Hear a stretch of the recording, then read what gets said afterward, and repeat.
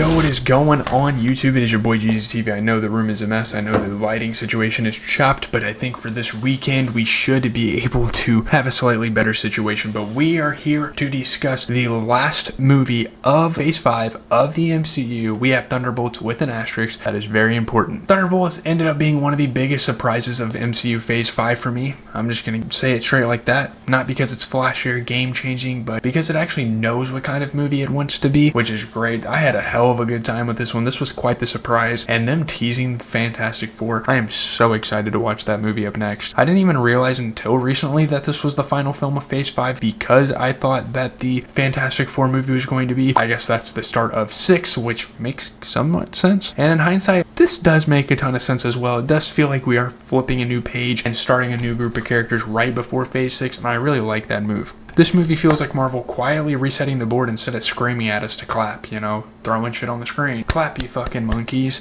I've heard people call this forgettable. I couldn't disagree more. This isn't a spectacle first MCU movie. You're not gonna have visuals in your mind. It's a character first one, and after everything Phase 5 has struggled with, that alone makes it stand out as its own unique movie in this era. It's not perfect, but it's confident, emotionally grounded, and way more effective than films like The Marvels or Quantumania. Again, I will continue to bring films up like that because those films are dumpster fires. And yes, the asterisk matters. Let's get into it. First off, getting into the premise, this is going to be a spoiler review. I will try not to spoil anything in the actual premise, but I genuinely want you guys to go watch this movie if you haven't already. It came out in theaters in May. It was like the big May release. Obviously, Marvel always does May releases. My birthday is in May, so I know that. That's the thing. So go watch it if you haven't. It's on Disney Plus, as are all of these movies. So shout out to Disney Plus. You guys should fucking sponsor me. No, I'm just kidding. I'm a really small-time creator. I'm not going to get that type of fucking deal.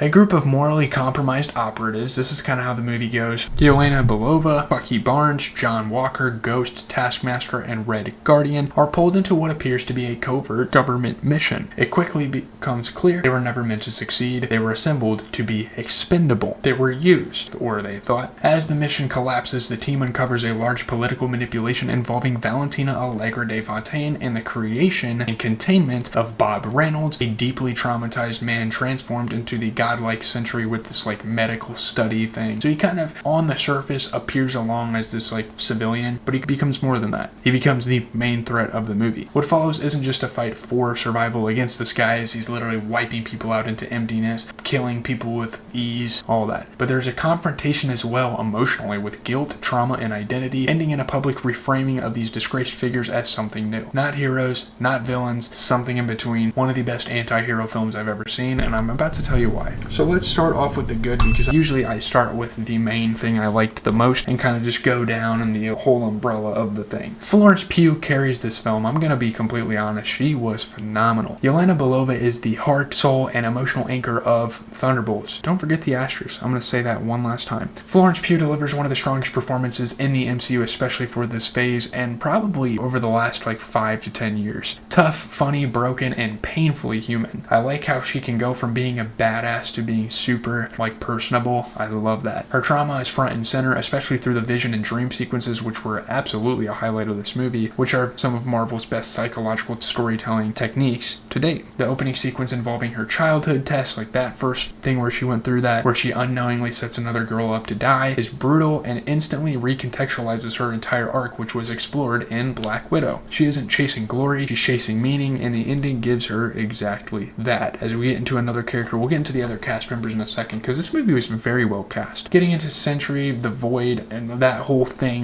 connecting, I think that is a fantastic concept. Bob Reynolds as this guy, I don't remember the actor's name, or I don't even really know, honestly, but he is returning in the Fantastic Four films, which is great. He is one of the most compelling MCU ideas in years. A nobody turned to God, not through destiny, but negligence. The Void, kind of representing emptiness, depression, and self-destruction, maybe on the nose, but it works. I think the concept is a little bit on the nose, but honestly, how they execute it really makes up for that. This is fantastic, man. Just all the intricacies of it, and it's somewhat of a dated concept, but it hasn't been used in so long in a movie that I really fucking like it. I can't really think the last time this has been used this well. Watching Sentry literally fight himself is old school classic comic book storytelling done right. Is it cliche? Of course. But is it effective? Absolutely. It fits the movie's emotional core. It is very appropriate and doesn't feel too corny. Getting into the strong ensemble casting, well casted, and these are all characters obviously that have already been casted in the MCU leading up to this, which I like that as well because it adds kind of a Easter egg for like people that have followed the journey over the years. But first, getting into Wyatt Russell as John Walker, fake Captain America. He brings intentionally cheap charisma to John Walker. He's great. You're not supposed to fully like him, and that's why he works. I do believe guys like Wyatt Russell and guys like Hannah John Kamen were in Black Mirror episodes. That's how I kind of recognize them. Sebastian Stan we know to be the Winter Soldier throughout the entire Captain America saga. He continues to prove why Bucky is one of the MCU's coolest long-term characters, one of the most badass characters in the MCU. He's quiet, lethal, and tired in the best way. David Harbour, obviously our boy from Stranger Things. We covered that entire series on the channel. He's done other things, but that's his big thing, and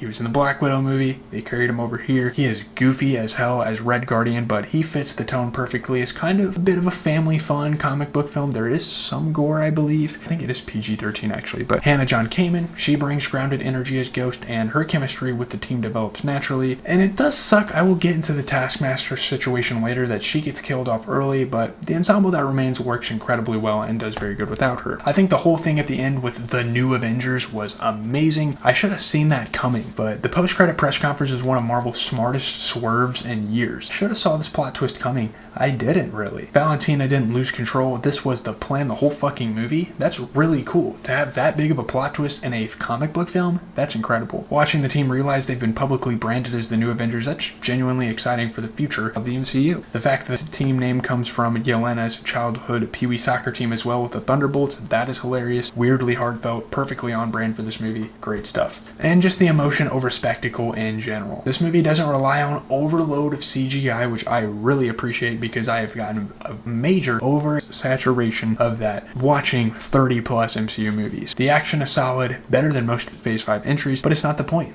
I think the emotional payoff is. This feels like Marvel actually remembering that people liked these movies for the characters, not just the explosions. Take the old Captain America films, take the old Iron Man films, you know, and that's exactly what you get here. That was a lot, but honestly, there's not too much more to talk about as we get into the bad. There's kind of two major things I would fault this film about, and we do have to acknowledge that despite Taskmaster being such a big part of the Black Widow film and being so fucking cool and having this traumatizing backstory, she gets done dirty. They killed her off in the first like 20 minutes, I believe. I'm not sure how long it was in the film, but like whenever damn near they first get into this little vault on this mission and they all meet together, she gets killed easily by Ghost. And it's not even the fact that she just gets killed early in the movie, it's just how easy it's done. It's like, what the fuck? Taskmaster was extremely OP in the Black Widow, so this doesn't really make a lot of sense. Her origin is tragic, and there was real potential for dark humor, or maybe even just like funny humor with her being a robot, like emotional payoff, all this stuff connecting to her past. She could have had insane visions, she would have had the most insane sequences, but it never comes. It feels kind of like a missed opportunity, but it's not a huge deal. Probably should have put that in the okay. But getting into some of the pacing issues, I do think this movie does drag a little bit. There's definitely some wandering in the middle of the film. The action scenes are great, the dream sequences are great, all the revelations that come throughout this film, that is all great, but honestly, it drags a little bit. A few scenes overstay their welcome, and the Sentry beating them down repeatedly started to feel a little redundant. That was kind of the lead up to the big third act that they were going for. That was kind of pointless. The payoff mostly makes for it, I guess, but the drag is definitely noticeable. That's really all I have for the bad. There's not a whole lot to say. Getting into the okay, the actions and the visuals, again, it's just oversaturation. It's just the fact that we've been covering the MCU for probably about a year now on this channel consistently. Now, obviously, like